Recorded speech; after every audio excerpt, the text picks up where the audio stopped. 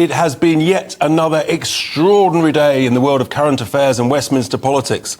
First of all, we've had the former Prime Minister, if you remember back to the days of Boris Johnson, he's been answering questions at the very, very, very long-running COVID inquiry. It's really only just started. We've got years to go.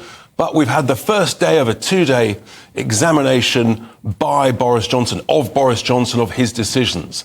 And quite extraordinary, really, what happened, because the barrister, one Hugo Keith, he seems to be adopting the attitude, not of what you might expect from an inquisitive King's Counsel, but more a sort of juvenile Robert Peston type journalist type approach. Yes, it's all about the attitudes and the personalities and the gotcha question and, you know, who said what and what was the tone of this text or this WhatsApp messages, even though he said that wasn't what he wanted to do. It's frankly all he focused on.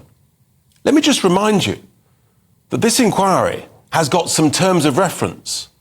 A key one is that it should produce reports and recommendations in a timely manner. Well, we're 1 year into about 5 years. So on that basis, it fails. The second key objective is that it should take reasonable account with regard to relevant international comparisons. And given that the main question is all about lockdowns, was it too late? Was it too soon? Should we have done it at all? The relevant comparison is, of course, Sweden. No reference whatsoever by the barrister. So it seems to me it fails on that. He's just after gotcha moments. Never has he asked the Prime Minister yet in one day's evidence, Prime Minister, what lessons should we learn from this? And the barrister took the view that the scientific advice in January, late January, was so robust and so perfectly accurate that it was unquestionable, completely ignoring the fact that throughout February and March, the scientific advice changed more times than you and I probably had hot dinners. I mean, let's just look at a couple of bits of them. The data evolved. First of all, we heard from the scientists we weren't going to lock down. Do you remember when they talked about herd immunity? Maybe that was going to be the strategy. Do you remember whether they talked about flattening the curve? Should we have a lockdown? Would it be too soon?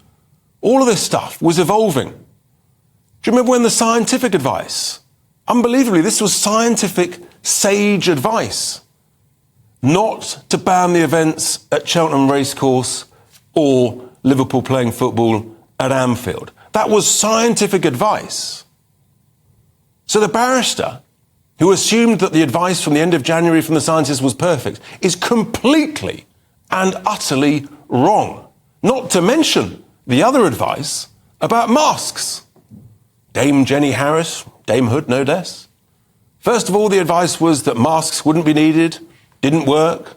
And then later on, not sure. And then later on, let's put the fear of God into you by forcing us all to wear masks, with no evidence whatsoever that actually they work. So the scientific advice kept changing, which means that actually, for anybody in a position of leadership, like the Prime Minister, his job was never going to be easy. Of course he was going to make mistakes, as he accepted today. My issue with all of them is they didn't tell us at the time that they were going to make mistakes. They didn't manage that expectation of us, the general public. They took a different approach, which was just to terrify everybody and say, we've got the best science, we're making the right decisions at the right time. And now we know the science was all over the place. Extraordinary. The other strange thing about this is that the barrister hasn't asked, well, Prime Minister, did you seek advice from a range of different views?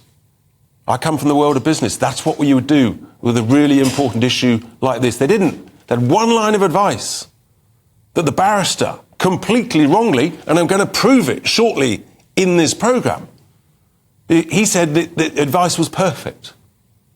But even the advice, the evidence today that the barrister was using, I've got 3 separate elements that the barrister's data, with all his teams around him and his analysts and his evidence and paperwork and time, he's got wrong. Absolutely extraordinary. In my view, if the barrister can't be trusted to get the detail right now, frankly, he's not fit for purpose. And maybe that actually means the whole inquiry is not fit for purpose. If the main bloke who's running the thing can't get the evidence right. So my question to you folks, this inquiry, it's already cost 100 million quid. It'll be another 100 million at least, if not another 150 million, so £250 million quid, 5 years. I'm done with it. I've read the Swedish inquiry result produced a year and a half ago. My recommendation is we just read that, adopt it because they ran it, the whole COVID process, a lot better than we did, learn the lessons from that, and frankly, move on. So my question, folks, this inquiry, should we just scrap it? Or should we just fire the barrister who's running it? You know, email me, farage@gbnews.com, or tweet using the hashtag Farage on GB News. I want your views, of course.